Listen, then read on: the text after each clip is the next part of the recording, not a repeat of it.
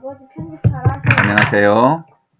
독서치료 전문가 이영식입니다. 오늘은 레옹이 오늘도 여러분에게 독서치료라고 하는 분야를 소개하게 되어서 대단히 기쁘게 생각합니다. 우리 집 레옹이도 인사합니다. 아틀리아도 여러분 반갑습니다. 네, 우리는 지금 독서치료의 원리에 관해서 공부를 하고 있는 중이죠. 지난 시간에 이제 우리가 3번에 걸쳐서 독서치료의 사람을 변화시키는 핵심적인 원리로서 그 요소들을 하나씩 짚어보고 있는데요. 먼저 언어와 독서치료 관계를 말씀드렸고, 그 다음에는 독서 행동 혹은 독서 행위와 독서치료의 관계에 관해서 말씀을 드렸습니다. 그리고 이제 세 번째로 소집단과 독서치료 관계에 관해서 지난 시간에 말씀을 드렸고요. 이 시간에는 이제 매체와 독서치료에 관해서 공부를 해보도록 하겠습니다. 한 3가지 정도 오늘 이야기를 할 텐데요. 여러분 여기 화면에 보시다시피 매체의 개념이 어떤 것들이 있는가, 그리고 매체는 어떤 면에서 어떤 치유적인 기능을 감당하는가, 그리고 독서치료에서는 어떤 매체를 활용하게 되는가, 이런 점에 관해서 차근차근 공부를 해보도록 하겠습니다. 먼저 매체 개념을 좀 살펴볼 텐데요. 우리는 어떤 생각을 하는데도 매체가 필요하고, 나의 생각을 다른 사람에게 전달하는데도 반드시 매체를 거쳐야 되며, 또 책에 쓰여져 있거나 또 다른 사람이 어떤 생각을 내가 마음속에 받아들이는데도 매체가 필요하겠습니다. 이 우리의 생각이라고 하는 것은 또 우리의 생각, 느낌, 또 감정, 경험, 내 안에 있는 것들은 전기 신호로 존재하기 때문에 그 신호로 존재하는 나의 생각과 나의 어떤 내면의 어떤 내용들을 상대방에게 매체 없이 전달할 수 있는 길은 없겠습니다. 그렇기 때문에 우리는 매체를 이제 중심으로 해서요, 이렇게 소통을 하게 되는데, 여기 그림에 보다시피 우리는 오감을 통해서 외부로부터 정보를 받아들이게 되죠. 시각, 청각, 촉각, 후각, 미각, 이걸 오감이라고 하고, 이 오감을 통해서 받아들인 정보를 다시 언어라고 하는 그릇에 담아서 사고의 재료로 삼는 것이다, 이렇게 말씀드렸죠. 그래서 이 사고의 그릇, 사고, 그 사고는 곧 언어를 매개로 하는 거라고 그러지 않았습니까? 정확하게 말씀드리면은 시각, 청각, 촉각, 후각, 미각을 통해서 외부에서 받아들인 그런 정보를 우리는 언어라고 하는 그릇에 담아서 어떤 사고의 재료로 삼고, 이제 그걸 숙성시킨 다음에 이렇게 출력 있죠. 말하기, 글쓰기, 또 다양한 비언어 매체의 예술활동, 예를 들어서 미술을 그림을 그린다든지, 또 사진을 찍는다든지, 몸동작이나 손동작으로 그렇게 표현한다든지, 또 수화를 한다든지, 이렇게 비언어적인 또 매체를 통해서 표현을 하고, 뿐만이 아니라 그렇게 내 안에 오감을 통해서 들어온 정보를 언어라고 하는 그릇에 담아서 어떤 개념을 형성한 다음에 그걸 개념화라고 하는데요. 개념을 형성한 다음에 나의 마음을 관리하는 거나 또 대인관계 능력을 향상시키는 것이나 삶의 여러 가지 문제를 해결하고 적응하는 그런 데 있어서 우리가 활용을 하게 돼요. 그래서 우리는 이처럼 오감을 통해서 받아들인 정보를 가지고 생각하고, 그 생각을 말하기나 글쓰기나 다른 비언어적인 그런 매체를 통해서 표현하고 삶에 적용하는 이 순환 과정을 통해서 문제를 해결하고, 또 이 순환 과정을 통해서 마음의 힘이 이렇게 성장하게 되는 것이죠. 우리 몸만 양식을 먹는 건 아니죠. 책은 마음의 양식이다 라고 하는 아주 고전적인 그런 속담처럼 우리 마음의 이 양식과 또 그 양식을 이제 받아들여서 소화해서 또 표현하는 이 전체 과정, 마음의 신진대사의 전체 과정이 막힘없이 잘 이루어져야 우리 정신도 건강하고 또 마음의 근육도 잘하고 실제 현실의 삶 속에서 잘 적응하는 사람이 되겠습니다. 그런데 이렇게 마음의 신진대사를 하기 위해서는 진공 상태에서 아무것도 없이 이루어질 수 있는 것이 절대로 아니고요. 이 신진대사에 매체가 있어야 된다고 하는 것이죠. 자, 그러면은 이제 이 매체의 개념에 대해서 좀 더 구체적으로 살펴보면은 매체를 영어로 뭐라고 하나요? 미디어라고 하죠. 미들은 이제 중간이라고 하는 뜻인데요. 미디어는 무엇과 무엇의 사이를 의미하는 라틴어의 미디엄이라고 하는 말에서 파생되었다고 합니다. 그렇기 때문에 미디어, 우리 한국말로 하면은 매체는 무엇과 무엇의 사이를 연결해주는 이제 중간 매개 역할, 그걸 우리가 매체라고 할 수가 있는 것이죠. 방금 말씀드렸다시피 인간이 어떤 생각을 한다거나 자기 생각을 다른 사람들에게 전달하고 또 다른 사람의 생각을 내가 이해하는 데는 반드시 매체가 개입되어야만 가능하다. 정기 상태로 있는 나의 생각을 매체 없이 다른 사람에게 전달하기도 어렵고 다른 사람의 생각을 내가 받아들이기도 어렵다. 그렇기 때문에 매체는 사람이 살아가는 데 있어서, 사람이 서로 소통하는 데 있어서 우리 정신세계가 활발하게 신진대사를 하는 데 있어서 어떤 부수적인 요소가 아니라 필수적인 역할과 같다. 그런 걸 생각을 해보게 됩니다. 인간의 소통에 있어서 필수적이라고 하는 것이죠. 이 매체는 이제 여러 가지로 구별을 할 수 있겠지만은 먼저 수용 매체와 표현 매체 이렇게 구별을 해볼 수 있을 것 같아요.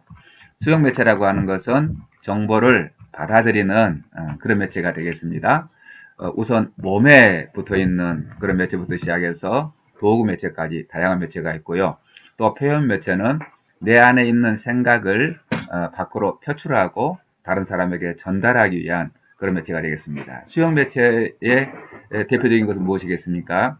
네, 귀로 듣기, 눈으로 보기, 그 다음에 이제 입으로 맛을 보는 것과 또 촉감으로 이렇게 느끼는 것, 이런 것들이 이제 수용 매체가 되겠죠. 어떤 감각으로 외부의 정보를 받아들이는 게 되겠습니다. 표현 매체 대표적인 게 무엇이 되겠습니까? 이렇게 음성으로 입으로 말을 하든지 손으로 글을 써서 문자로 전달하든지 아니면 수화와 같이 어떤 몸으로 표현하는 그런 바디랭귀지 이런 것이 되겠죠. 그리고 이제 또 한편으로 인류는 이 발달된 기술을 통해서 매체를 끊임없이 발달시켜 왔습니다. 그래서 우리 몸에 있는 매체를 확장하기 위한 부단한 노력을 기울여 왔죠. 예를 들어서 이제 우리 눈이라고 하는 것은, 본다고 하는 것은 대단히 어떤 그 한계가 있기 때문에 가시, 광선, 범위 안에 있는 어떤 색깔이나 사물만을 우리 육안으로는 구별할 수 있지 않겠습니까? 거기다가 또 공간도 아주 영향을 미치죠. 몇 킬로 이상 범위 안에 있는 것만 우리 눈으로 판별을 할 수가 있죠. 그리고 시간도 제약을 가져옵니다. 동시간에 일어나는 그런 현상을 우리가 눈으로 볼 수 있지만은 우리 육안으로 이제 미래의 것이나 또 과거의 것이나 그런 것을 볼 수는 없는 것이죠. 그래서 인류 문명은 어떻게 하면 이 한계가 너무나도 뚜렷한 시각을 확장할 수 있을까, 그런 방향에서 많은 기술을 발전시켰죠. 예를 들어서 아주 작은 것을 보는 현미경, 또 아주 먼 데를 보는 망원경, 뿐만이 아니라 가시광선의 범위 밖에 있는 어떤 사물을 보는 그런 뭐 적외선이라든지 또 X선이라든지 이런 걸 또 개발시켜 가지고 눈으로 볼 수 없는 것을 보는 기술을 발전시켰죠. 거기다가 또 우리 몸속에 있는 여러 가지를 보는 MRI라든지 자기 공명 장치라든지 또 뭡니까 내시경이라든지 이런 걸 발전시켜 가지고 이제 우리 시각을 더 확장시켜 봤습니다. 청각도 마찬가지죠.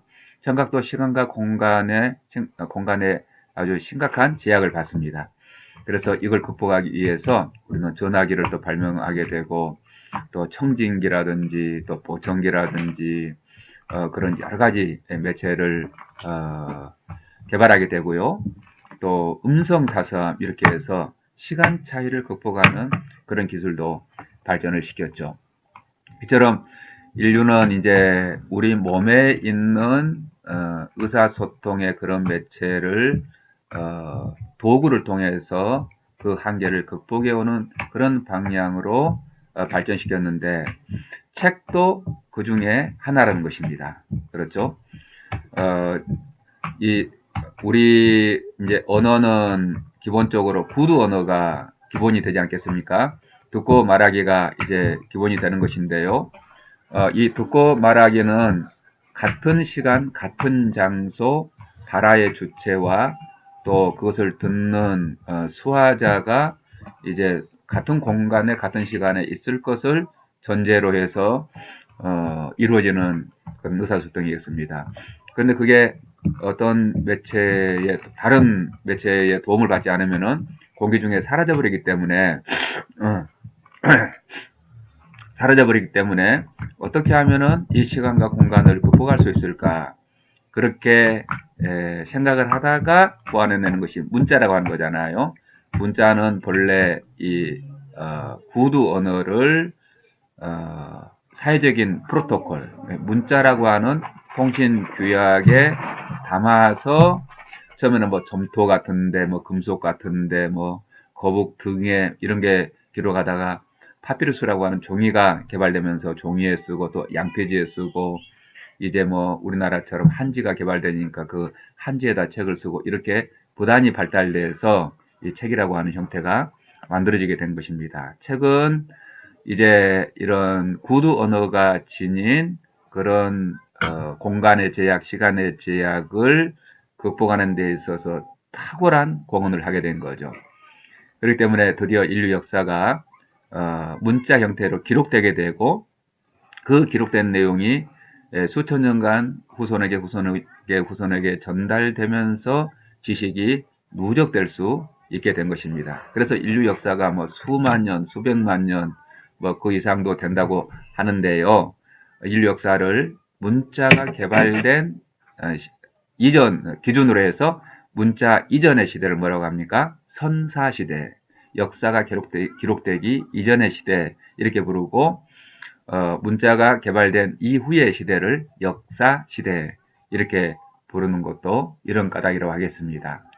여러분 이 매체는 아주 대단히 중요한 문제죠. 매체는 인간이 살아 숨쉬고 서로 대화하고 서로 통신하고 서로 의사소통하는 아주 본질적인 요소로 마치 물고기가 살아가는 물과 같고 사람이 살아가는 데 있어서 산소와 같은 그런 요소라고 할 수가 있겠죠.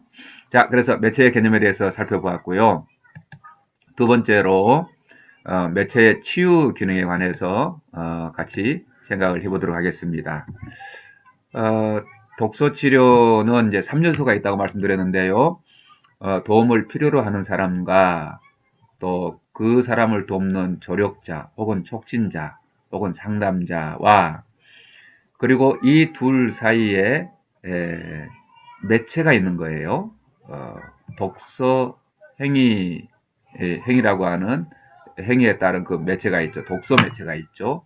이 매체가 이제 개입되기 때문에 독서 치료가 성립이 되는 것입니다.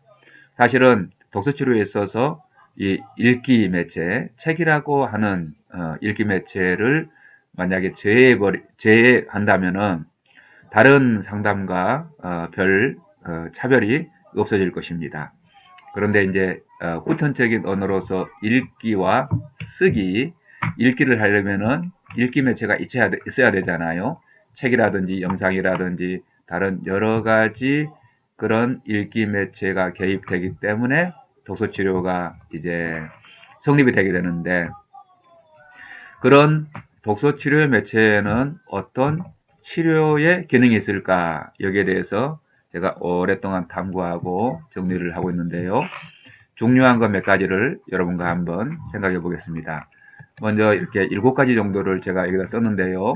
독서치료 매체는 그 매체 자체로서 어떤 거울 기능을 하고 마중물 기능을 하고 소통 기능을 하고 반복적 참고 기능이 있고 처방 기능과 보호 기능과 관계 촉진 기능이 있는 것이다.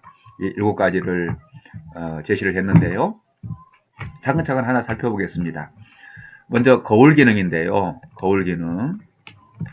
독서 치료에 있어서 그 매체는 참여자들의 마음을 비춰주는 거울과 같은 역할을 하는 것이다.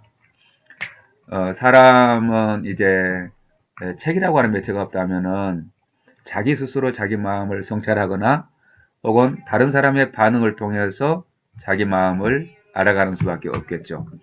그런데 이 책이라고 하는 매체가 딱 개입이 되면서 이 참여자들은 책에 비친 자신의 모습을 성찰할 수가 있고, 그 모습을 또 언어로 표현할 때 객관화가 일어나게 되고, 뿐만이 아니라 다른 참여자들과 더불어서 나의 내면 세계를 객관화한 그걸 소통하는 그런 효과가 일어나는 것입니다. 여기 그림에 있듯이 여기 화가 잔뜩 난 이 참여자가 직접 자기 이야기를 주저리 한다거나 또 다른 참여자들의 반응을 통해서 자기를 성찰하는 게 아니라 이 책이라고 하는 이 매체에 자기를 비춰보는 거예요. 문학은 입체적인 거울이 되고 자가치유서는 저자가 마치 나의 마음을 대면해서 이야기하는 그런 방식으로 내가 어떤 상태에 있는지를 알려주게 되죠.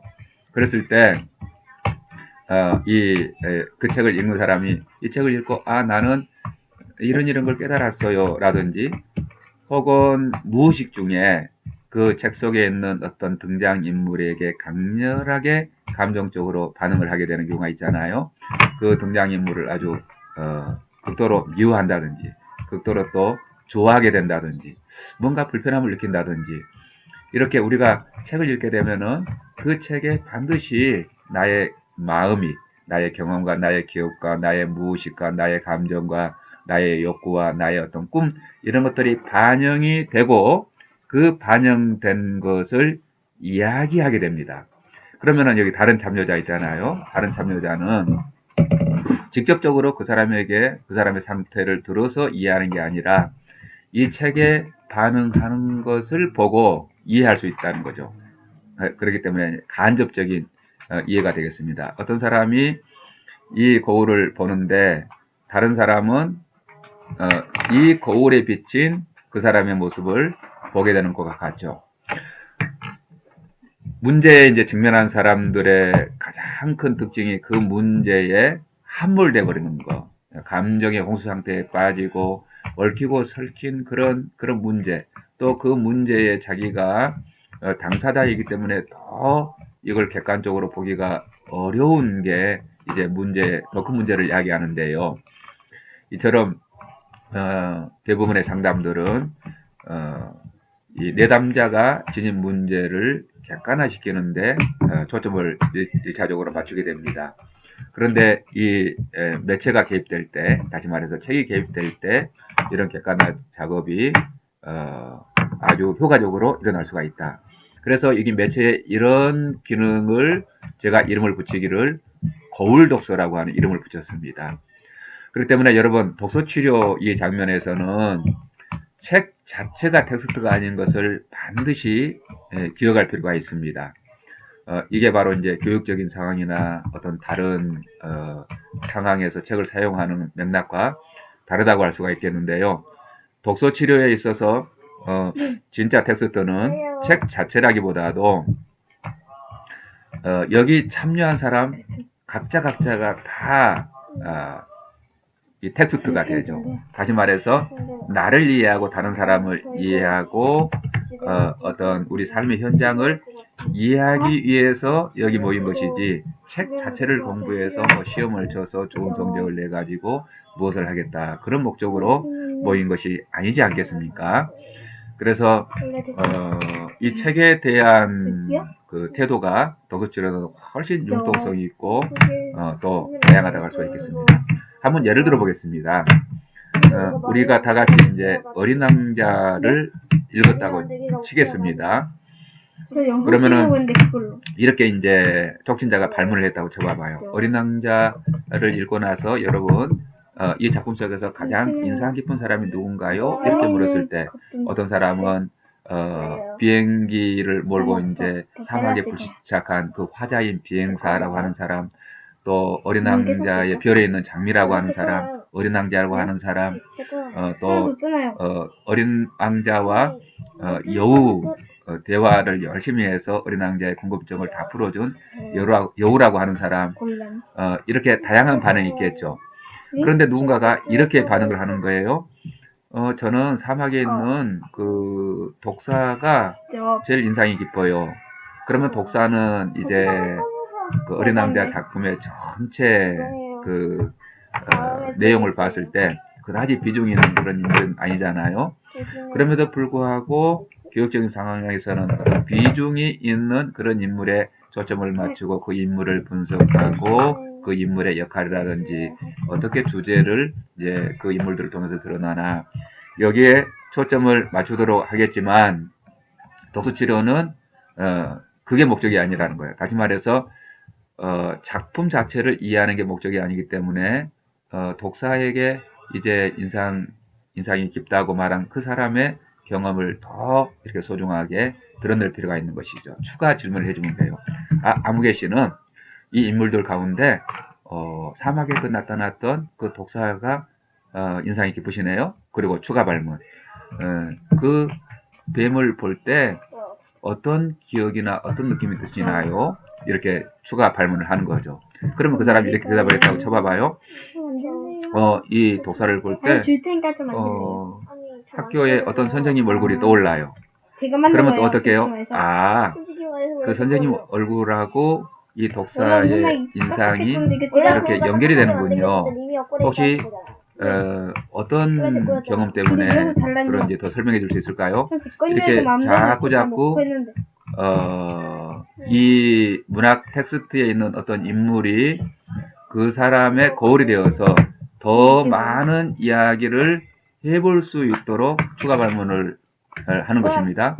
그래서 이 추가 발문을 통해서 그 사람이 어떤 학교에서 받았던 그런 깊은 상처를 이야기하느라고 모임 시간 1시간이나 2시간을 다 썼다 하더라도 어린 왕자의 주제에 대해서는 전혀 건드리지도 못했다 하더라도 독서치료 세션에서는 아주 훌륭하게 독서치료를 했다 이렇게 말씀드릴 수가 있는 것입니다.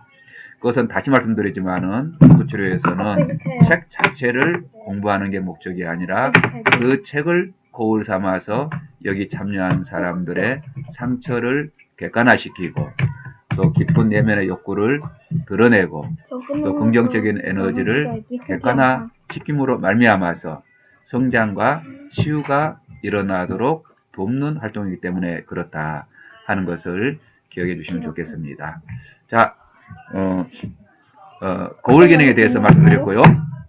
두 번째는 이제 마중물 기능에 대해서 말씀드리겠습니다. 마중물 기능. 독서 치료에 있어서 매체는 이렇게 마중물 역할을 한다. 혹시 여러분 이 수도 펌프 보신 적 있나요? 제가 직접 촬영해 온 건데요. 어떻게 해야 이게 물이 나올까요? 네, 그렇죠. 여기 양은 바가지가 있잖아요.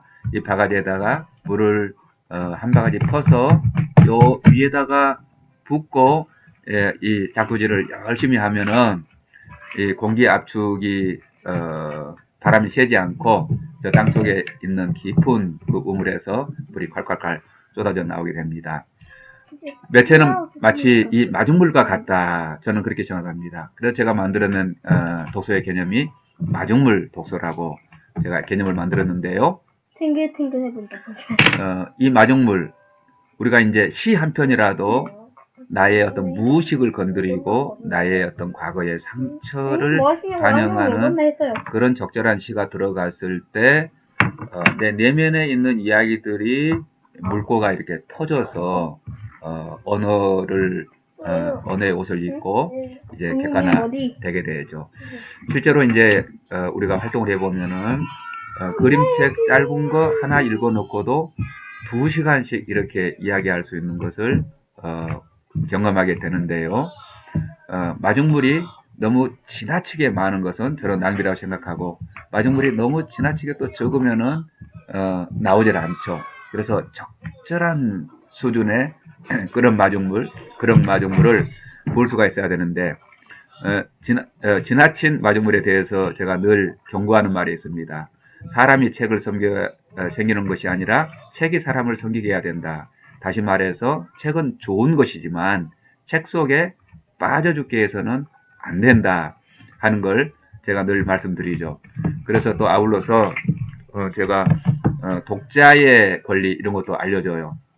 독자의 권리는 어떤 게 있느냐면은 첫 번째, 책 읽지 않을 권리. 두 번째, 읽지 않은 책에 대해서 토론할 권리. 세 번째, 침묵할 권리. 네 번째, 무엇이라도 그 책에 대해서 내가 말할 권리. 또 저자의 생각에 대해서 딴지를 걸 권리. 이런 권리들을 알려주죠. 그러면 사람들이 안심하고, 이게 안 해도 이상한 게 아니구나. 또 무슨 이야기든지 내 이야기를 해도 안전하구나. 때로는 침묵할 수도 있구나. 또 말할 수 있는 것도 나의 권리구나. 읽지 않은 책에 대해서 토론할 권리가 나한테는 있구나. 이런 걸 이제 깨닫고 적극적으로 이 독서 토론에 참여하는 것을 경험하게 됩니다. 그래서 이 마중물 기능, 저는 독서 치료를 이 마중물 독서와 관련해서 매우 아주 단순하게 정의를 하는데요.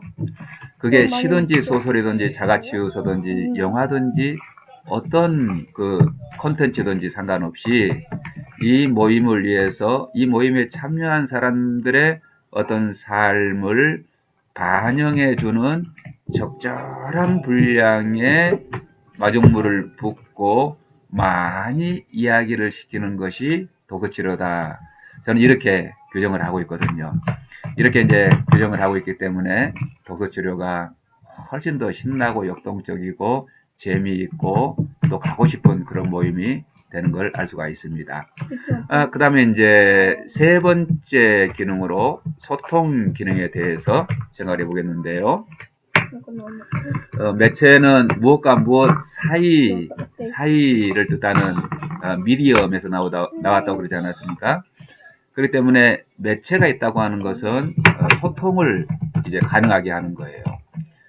언어를 통해서 자기 자아와 커뮤니케이션을 하고 또 그걸 글로 쓰고 책으로 만들고 그러면은 다른 사람과 소통할 수가 있고, 그것을 승화시켜서 만약에 내가 책으로 낸다든지 블로그에 올린다든지 개인 홈페이지를 만들어서 이제 퍼뜨린다든지 저처럼 이렇게 동영상을 제작해 가지고 유튜브에 올린다든지 이렇게 하면은 또 대중 소통이 되겠죠. 사실은 수많은 어떤 시인들과 소설가들, 문학가들이 처음부터 대가가 되리라 이렇게 글을 쓴 사람도 종종 있겠지만은 대부분의 위대한 문학가들이 시라도 한 편 쓰지 않으면은 죽을 것 같은 그런 마음이 들기 때문에 글이라도 쓰지 않으면은 정말로 너무나도 고통스럽기 때문에 시를 쓰고 소설을 쓰고 어떤 수필을 쓰고 그러다가 뛰어난 문학가가 된 사람들이 되게 많이 있다고 들었어요. 그래서 이제 동기는 자기소통이죠, 자기소통. 처음 동기는. 그러다가 한두 사람들한테 그 글을 보여주게 되고 그 글들이 이제 인정을 받으면서 출판이 되고 영화로도 만들고 연극으로도 올려지고 또 블로그에 올리고 이렇게 대중소통으로 나아가게 되는 것입니다. 이 매체는 그렇기 때문에 소통 기능이 있는 것이다. 다음에 이제 반복적 참고 기능인데요. 특별히 이제 책은 읽고 쓰기라고 하는 문자 언어를 적극적으로 활용하기 때문에 책을 읽고 그냥 꼽아 놓는 것이 아니라 그 책에 있는 핵심적인 내용, 어떤 삶의 문제를 해결하고 우리 마음을 다스리고 관계를 개선시키고 잘 적응하도록 돕는 그런 뛰어난 그런 지식들이 있잖아요. 그런 지식들을 이제 포스트잇 같은 데다 이렇게 적어둔다든지 또 손바닥만한 작은 책을 만들어서 호주머니 속에 집어넣고 가지고 다닌다든지 또 컴퓨터 메인 화면에다 걸어놓는다든지 아니면 캘리그라피로 멋지게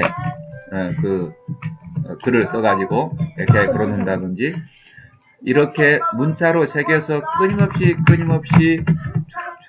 끊임없이 자기 마음에 되새기는 그런 효과. 그리고 어떤 책을 같이 읽고 정말로 좋은 그런 구절이 있다면은 그걸 패러디해서 자기 자신만의 어떤 자화명을 만들어 가지고 같이 이제 외치고 그렇죠. 으쌰으쌰 하고 말이죠.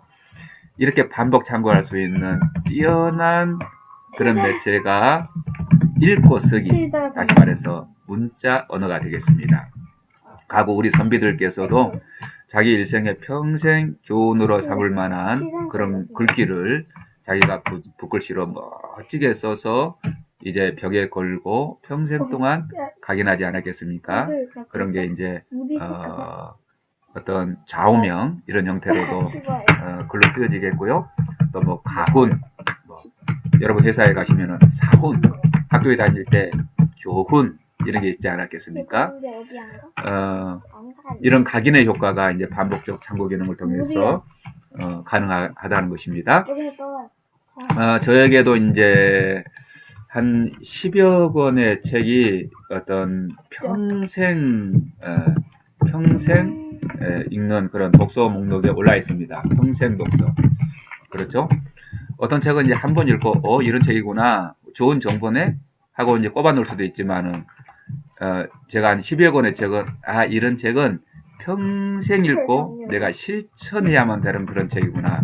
그런 책이 한 10여 권 정도 생기더라고요. 자연스럽게. 그래서 독서치료 강사로서 제가 자주 활용하는 자가치유서를 살펴보면은 내가 또 한 번 이제 상기하고 나 자신에게 다시 한번 이렇게 책임질이 되는 그런 책들을 고르는 경향을 제 스스로 많이 발견하게 됩니다.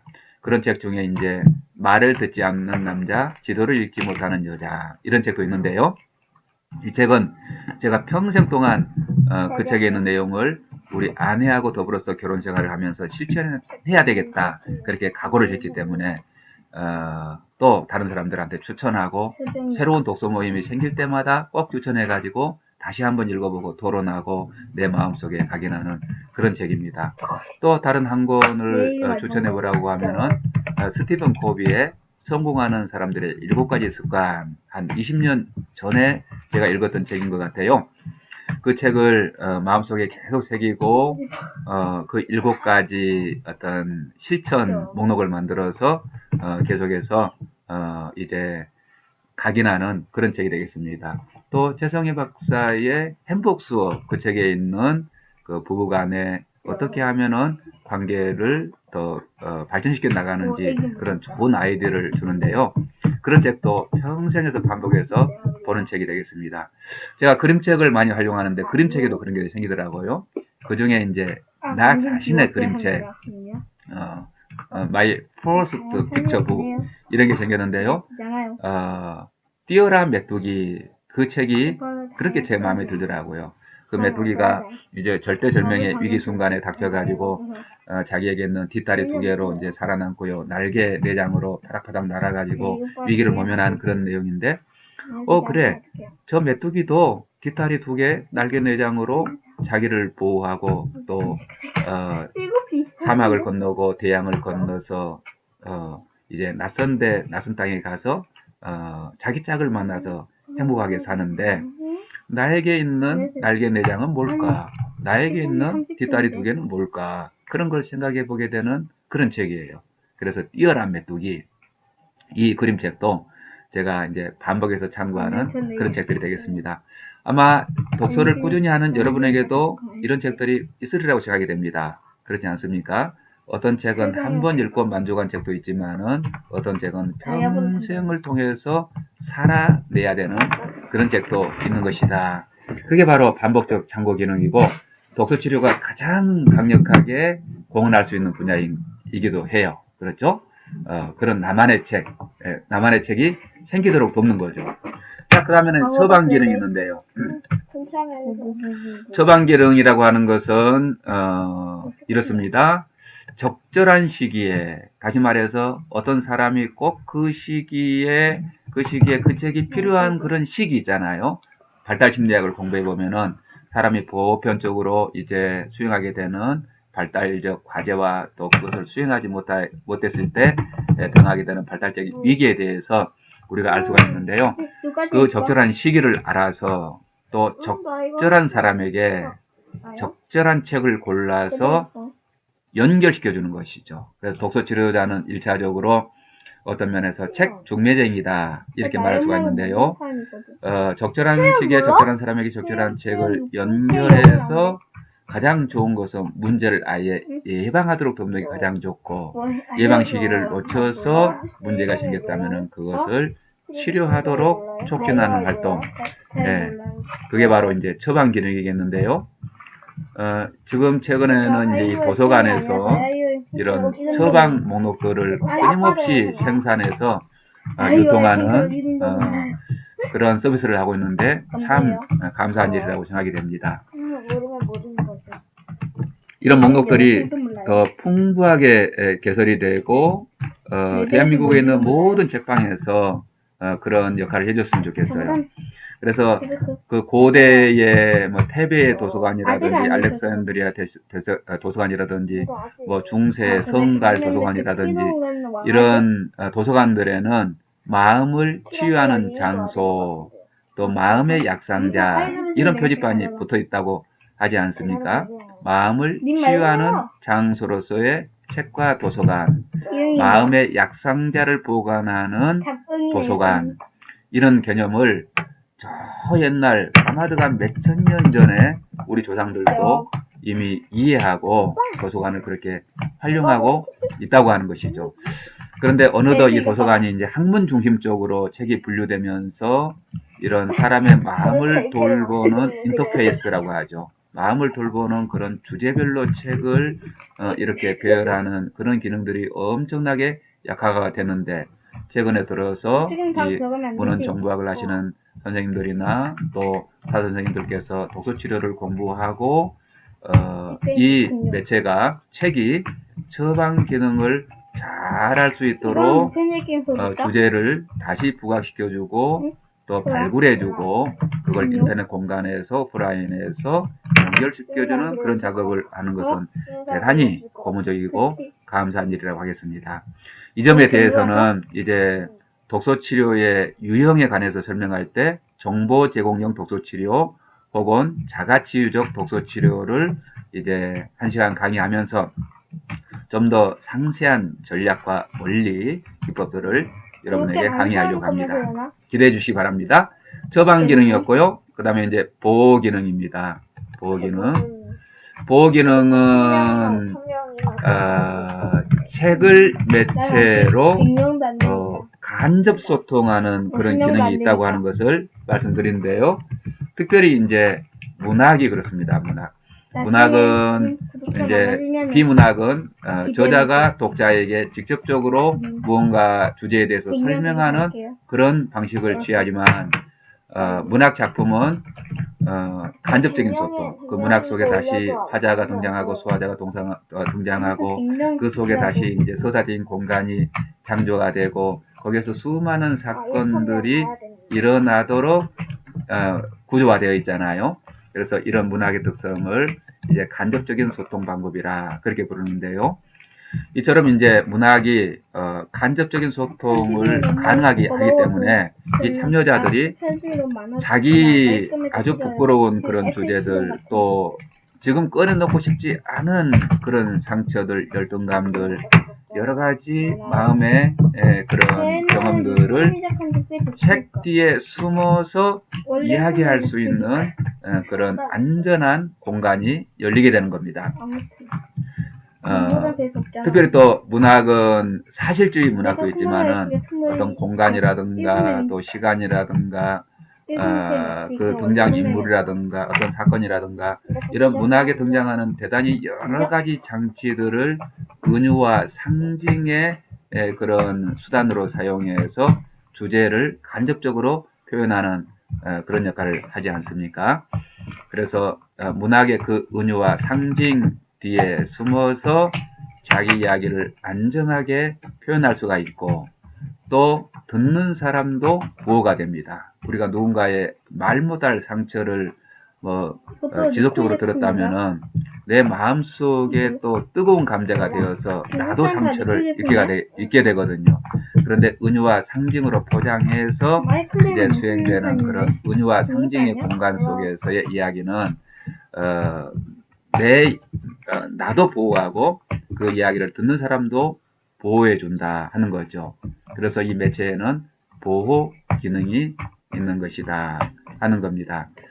예를 들어서 이제 뭐 콩쥐와 팥쥐 그런 이야기를 이제 소재로 해가지고 우리가 이야기를 나눌 때 실제로 이 콩쥐와 팥쥐 또 그 어머니하고 이런 관계, 불편한 관계에 있는 사람이 여기 참여할 수 있잖아요. 그러면은 현실 세계 속에서는 자기 불편한 관계에 있는 자기 어머니에 대해서 욕을 해줬다든지 뭐 분노했다든지 그러면은 그게 또 소문이 퍼져갖고 그 어머니 귀에 들어가게 되고 그러면은 더 관계가 악화되지 않겠습니까? 그런데 참여자가 콩쥐의 입장이 되어서 실컷 그 어머니에게 분노를 표현했다고 하면은 그것은 이제 극적인 상황이고 간접적인 소통이기 때문에 이야기하는 데가 보호가 된다고 하는 것이죠. 그런 보호 기능 때문에 우리가 이 매체를 적극적으로 활용하게 됩니다. 다시 요약해서 말씀드리지만 우리가 대화를 하는 데 있어서 매체를 개입시키는 것은 매체 뒤에 숨을 수 있기 때문에 은유와 상징 뒤에 또한 숨을 수 있기 때문에 나를 감출 수 있기 때문에 이야기를 하는 사람도 보호가 되고 이야기를 듣는 사람도 보호가 되는 것이다. 얘들아 좀 조용히 좀 해줄래? 좀 조용히 줘. 그리고 이제 7번째 관계 촉진 기능에 대해서 이야기를 해보겠습니다. 우리가 독서 치료를 이제 실제로 집단을 해보면은 그림책을 읽기도 하고 시를 읽기도 하고 자가치유서를 읽기도 하고 소설을 읽기도 하고 어떤 짧은 영화를 보기도 하고 뭐 여러 가지 매체를 같은 시간에 같은 공간에서 같이 읽고 같이 낭송하고 같이 보고 같이 토론하는 이 경험이 서로가 서로의 사이를 대단히 아주 튼튼하게 이렇게 묶어주는 것을 경험하게 돼요. 그래서 뭐 1년, 2년, 3년 이렇게 이 독서치료라고 하는 그런 주제로 같이 활동을 하게 되면은 마치 수십 년 만나온 그런 친밀한 관계처럼 느껴지는 것을 경험하게 됩니다. 이 관계를 통해서 이 책의 내용이 소통이 되게 될 때에 정보를 공유하게 되고 그 정보를 마중물 삼아 또 거울 삼아 자기 이야기를 하게 될 때에 우리 각자의 삶이 서로 공유되게 되고 그런 공유를 통해서 너와 나 사이에 연대감이 형성이 되고 그 연대감을 또 기반으로 공동체 의식이 발전되며 이 독서의 경험을 공유하게 되기 때문에 관계가 촉진된다 하는 겁니다. 저는 강의하면서 이제 그림책들을 많이 읽어주는데요. 때로는 자가치료서를 읽어주기도 하고 또 영상을 보여주기도 하고 그러는데요.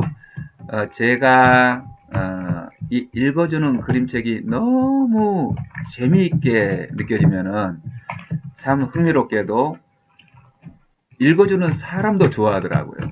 제가 여러 해 전에 어떤 모임에 갔는데 중년 여성 한 분이 저를 너무 반갑게 맞이하면서 인사를 꾸벅 하더라니요. 누구신가요? 그랬더니 제가 여러 해 전에 어떤 도서관에 와가지고 책을 읽어줬다는 거예요. 그 책이 난 무서운 늑대라고 베키 블룸의 아주 멋진 그림책인데요. 그 책을 읽어줬는데 그 경험이 너무나도 아주 참신했답니다. 너무너무 아주 재밌었다고 해요. 남자 어른의 목소리로 그림책 읽어주는 것을 들을 것이라고는 기대를 못했는데 그게 너무 자기에게 즐거운 경험이 됐다. 그래서 그 그림책과 더불어서 나를 기억한다. 그렇게 얘기를 해요. 이건 마치 우리가 너무 재미있는 영화를 볼 때에 그 영화의 내용이 너무나 재밌기 때문에 그 역할을 했던 배우들까지 좋아하게 되는 그런 원리하고 같다고 하겠습니다. 여러분 겨울연가를 보셨나요? 배용준과 최지우가 이제 주연을 맡은 겨울연가. 그 겨울연가를 일본에 방영됐을 때 아주 수없이 많은 사람들이 시청을 하고 그 결과로 어떤 제가 매체에 보니까는요, 배용준이의 평생 팬이 40만 명은 생겼을 거다 이렇게 추정을 하더라고요. 그래서 그 배용준이 이제 영화를 촬영한 춘천, 그 춘천에 가서 매년 찾아온대요.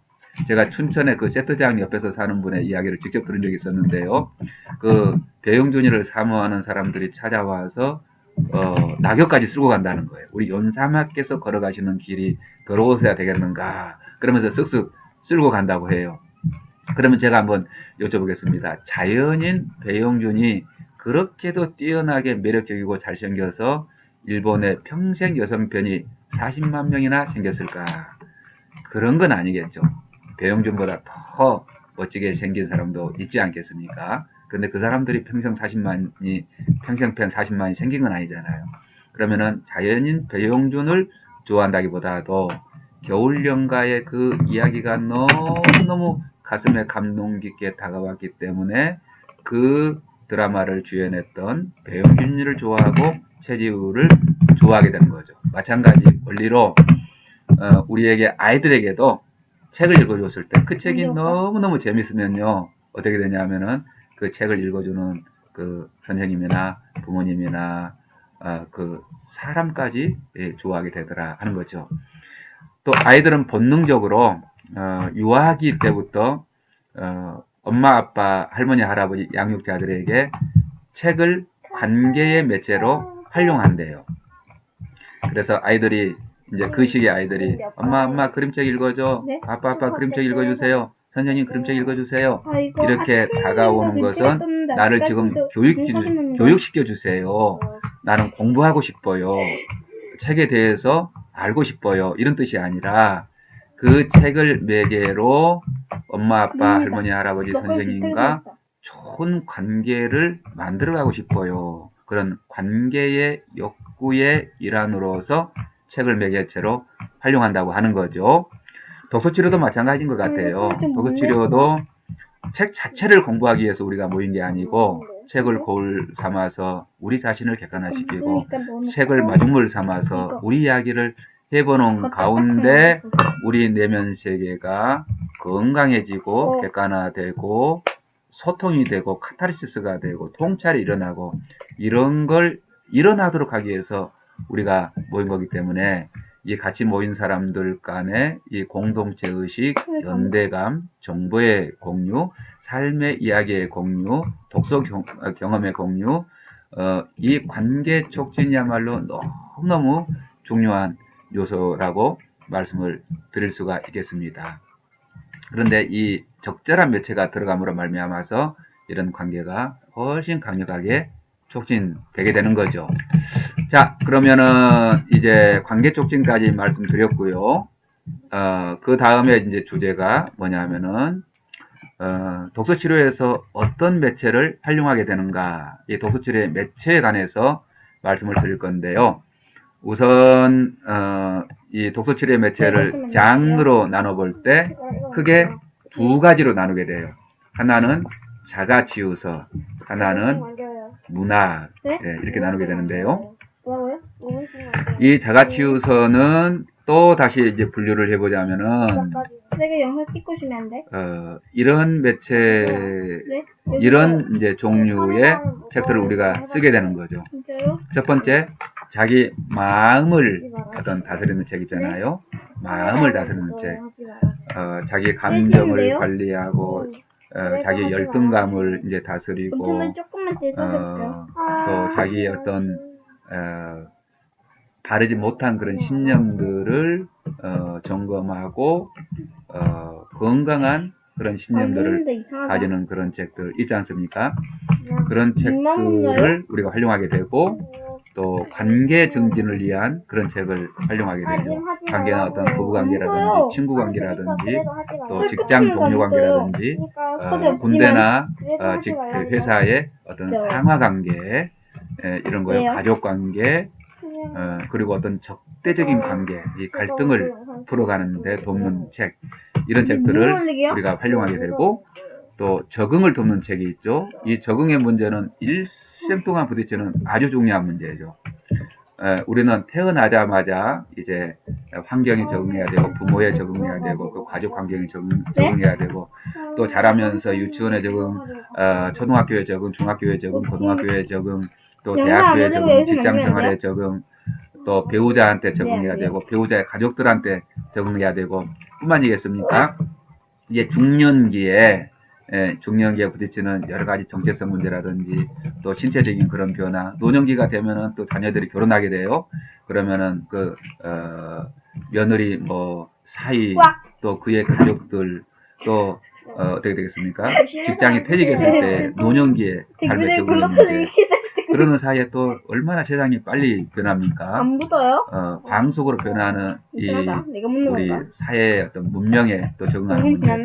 평생 동안 우리는 적응의 과제를 안고 살아가는데, 그 적응의 과제를 이제 책을 통해서 잘 수행할 수 있도록 그렇게 도울 수 있죠. 이 적응의 문제를 돕는 그런 책을 읽고요.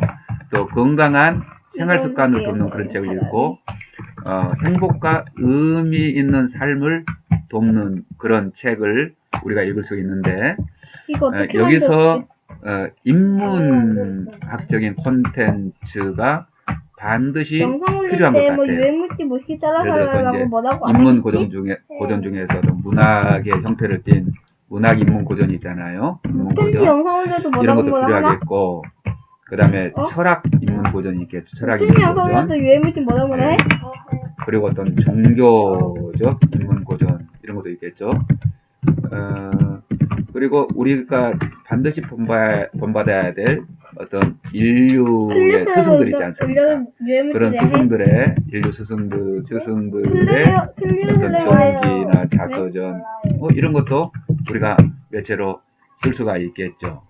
그렇죠? 이런 콘텐츠들이 갈수록 더 주목을 받는 까닭은 독서 치료가 어떤 문제를 치료하는 데서 그치는 것이 아니라 더 적극적으로 삶에 어떤 의미를 추구하고 행복하고 만족한 삶을 살아가도록 돕는 쪽에 점점점 이 방향이 더 기울어가고 있다 하는 그런 트렌드를 읽어낼 수가 있습니다. 이 자가치료서는 이런 모든 영역을 포함한다고 하겠습니다. 자, 그 다음에 한편으로 이제 자가치유서는 이 설명글 형태로 되어 있는데 문학의 옷을 입고 있는 자료들이 있죠. 그런 자료들은 이런 것들이 있겠습니다.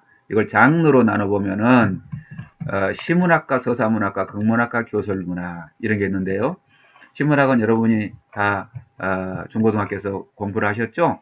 또 나눠보면은 정영시, 자유시, 산문시 또 이런 게 있지 않습니까? 서사문학은 소설을 비롯해서 동화도 있고요. 신화라든지 전설이라든지 등등 여러 가지 있겠고, 극문학은 문자 그대로 연극이나 영화 어떤 극을 전제로 기술된 그런 대본을 말하겠고, 교술문학이라고 하는 것은 여기에 몇 가지가 들어가는데요. 수필 이런 것도 들어가고요. 또 평론 이런 것도 들어가죠. 수필, 평론 이런 게 들어가고 일기도 들어갈까요? 일기?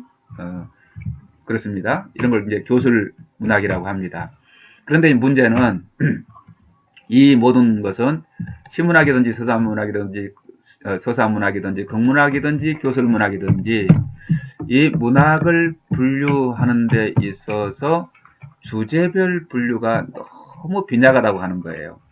그 대신 이제 이걸 형식 분류라고 하죠. 여러분 도서관에 문학 파트를 한번 가보세요. 문학은 800에 꼽혀 있잖아요. 그 10진 분류, 도서관 10진 분류에 의하면은 800이 이제 문학인데요. 그 문학에 가보면은 어떻게 검색이 되겠습니까? 우선 제목으로 그 문학이 검색이 됩니다. 또 출판사로 검색이 되고 저자로 검색이 되고 그 정도예요. 그런데 예를 들어서 강아지똥이라고 하는 권정선 선생님의 아름다운 이야기가 이제 도서관 검색을 해보면은 권정생, 강아지똥, 또 출판사, 아동문학, 몇 페이지 이런 정도로 검색이 되지 정작 그 문학 콘텐츠가 자존감의 문제를 다루고 소외의 문제를 다루며 자기 효능감과 자기 정체성의 문제를 다룬다고 하는 키워드는 부여되어 있지 않죠. 그렇기 때문에 이제 독서 치료를 하는 사람은 문학을 이렇게 형식적으로만 분류할 게 아니라 그게 시가 한 편이 됐든지 뭐 영화가 됐든지 혹은 소설이 됐든지 동화가 되었든지 그림책이 되었든지 이 문학을 정교하게 읽어서 거기 그 문학에서 다루는 주제어들 있잖아요.